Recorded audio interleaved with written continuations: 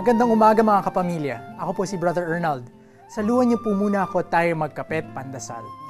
Sino ho sa atin ang nagnanais maging tunay na maligaya? Pakitaas nga ho ang mga kamay.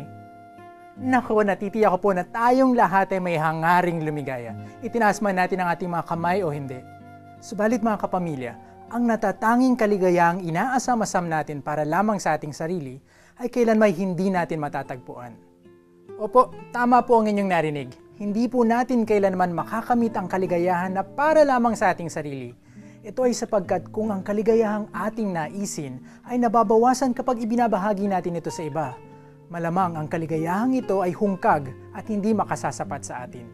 Lagi itong kulang, lagi pa tayong maghahanap ng ikapupuno natin, mga bagong kaligayahang pilit nating aangkinin at aabutin. Ang tunay na kaligayahan mga kapamilya ay nasa pagbabahagi mismo ng mga biyayang ating natatanggap mula sa Panginoon. Isang pagbabahagi na walang pag-iimbot at walang hinahangad na kapalit. Sa ganong paraan, hindi na tayo maghahanap ng wala at hindi na rin tayo labis na maiinggit. Naway mapuspos tayo ng biyaya na mapagkalingang Panginoon upang tayo makapagbahagi ng kaligayahan sa ating kapwa. Sanawa.